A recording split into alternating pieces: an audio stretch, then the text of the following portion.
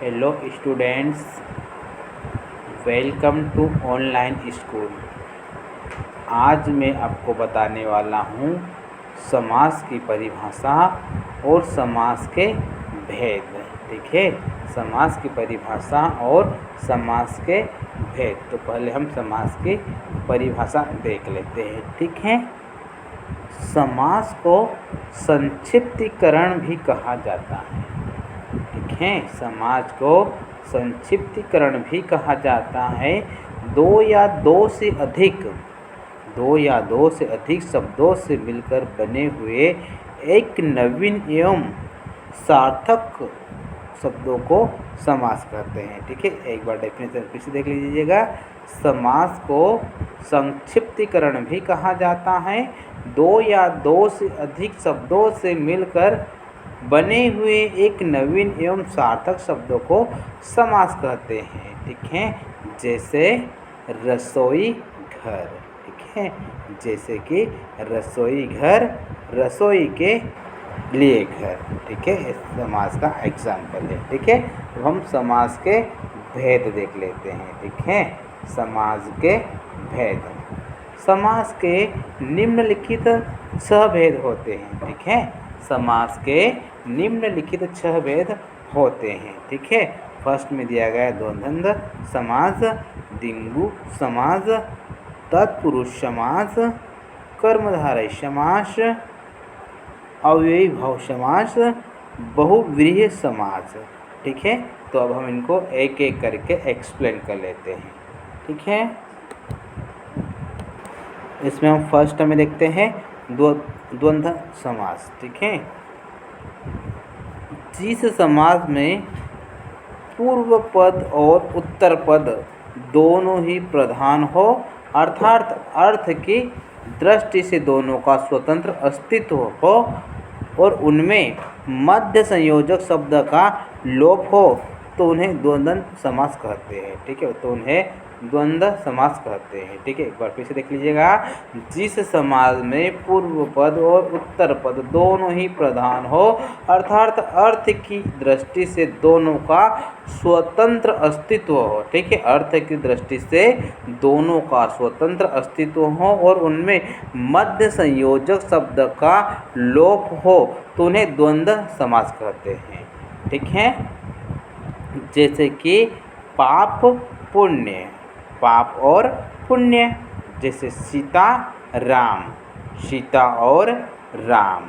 ठीक है, जैसे कि सीता राम, सीता और राम। ठीक है, माता पिता, माता और पिता।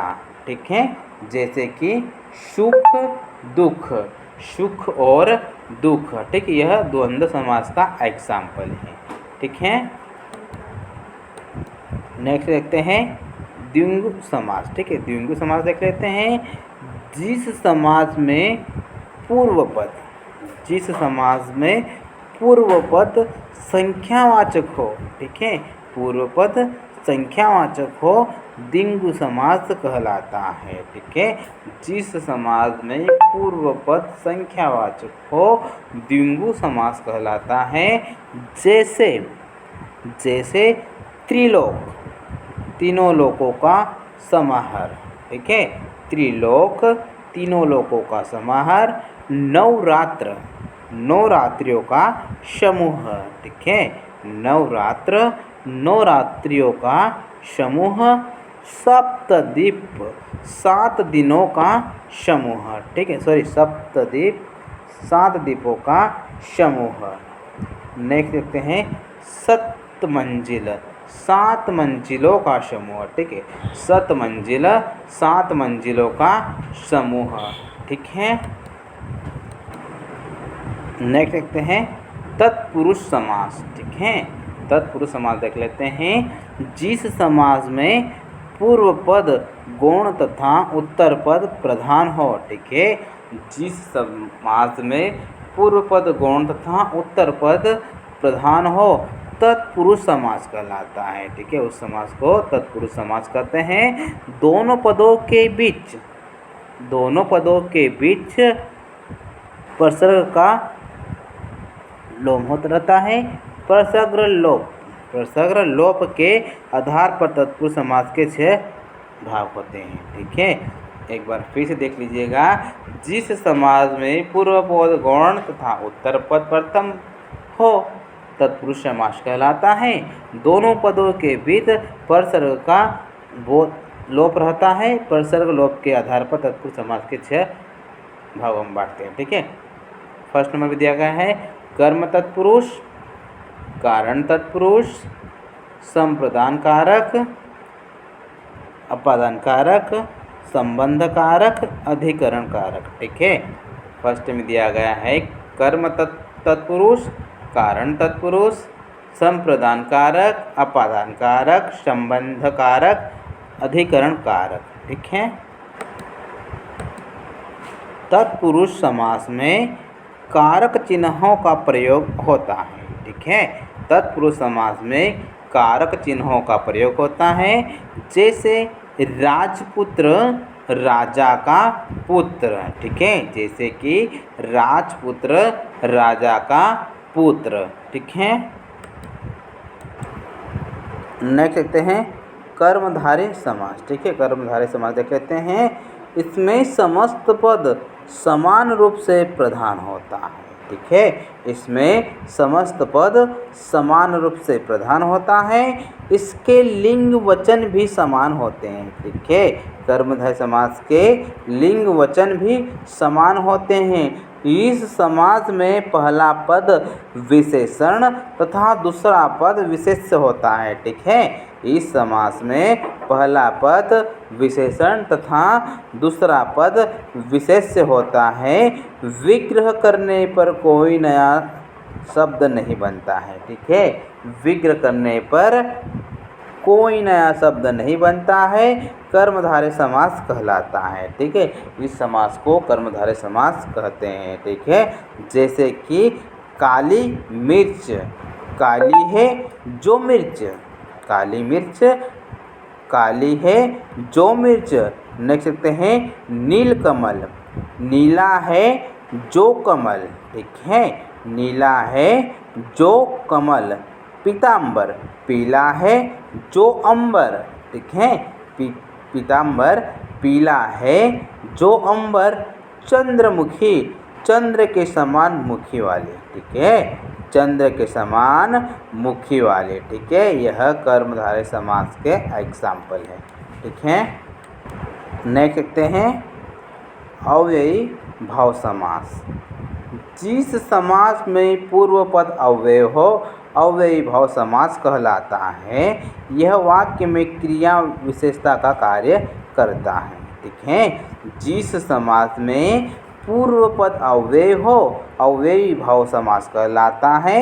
यह वाक्य में क्रिया विशेषण का कार्य करता है। ठीक है, यह वाक्य में क्रिया विशेषण का कार्य करता है। जैसे आ, अनु, प्रति, हर, भर, नी, नीर, यथा, या आदि। ठीक है, नेक्स्ट देखते हैं बहुव्रीहि समास। ठीक है, नेक्स्ट देख लेते हैं बहुव्रीहि समास। इस समास में कोई भी पद प्रधान न होकर अन्य पद प्रधान होता है। ठीक है, इस समास में कोई भी पद प्रधान न होकर अन्य पद प्रधान होता है। विग्रह करने पर नया शब्द निकलता है। ठीक है, विग्रह करने पर नया शब्द निकलता है। पहला पद विशेषण नहीं होता है। विग्रह करने पर समूह का बोध भी नहीं होता है। ठीक है, विग्रह करने पर समूह का बोध भी नहीं होता है। ठीक है, इस समास में कोई भी पद प्रधान न होकर अन्य पद प्रधान होता है। विग्रह करने पर नया शब्द निकलता है। पहला पद विशेषण नहीं होता है। विग्रह करने पर समूह का बोध भी नहीं होता है। ठीक है, विग्रह करने पर समूह का बोध भी नहीं होता है। जैसे महात्मा, ठीक है। जैसे कि महात्मा महान आत्मा है, ठीक है। महात्मा महान आत्मा है जिसकी अर्थात ऊंची अम्बा है, ठीक है। नेक्स्ट देखते हैं नीलकंठ। नीला कंठ है जिनका अर्थ शिवजी है, ठीक है। नीलकंठ नीला कंठ है जिनकी अर्थात शिवजी है, ठीक है। नेक्स्ट है लंबोदर। लंबा उदर है, लंबा उदर है जिनका अर्थात गणेश जी है, ठीक है। नेक्स्ट देखते हैं गिरिधर। गिरि प्लस धारण, गिरि को धारण करने वाले अर्थात श्री कृष्ण, ठीक है। गिरिधर गिरि को धारण करने वाले अर्थात श्री कृष्ण, ठीक है।